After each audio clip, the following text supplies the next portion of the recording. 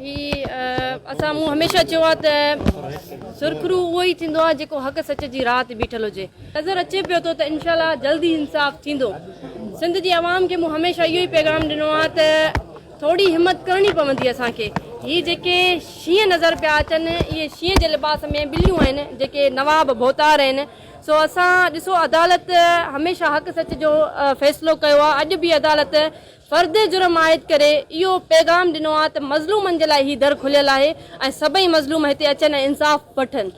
आज अदालत में जो ही 5 सालनि खां पोइ 5 साल हले थो पियो कंप्लीट थियण वारो जनवरी में 5 सालनि खां पोइ फ़र्द जुर्म आयद थियो आहे। तमामु वॾो अरसो ॾिघो अरसो आहे ऐं इन में इलाही मुश्किलातुनि खे असां इहो कयो आहे फेस कयो आहे।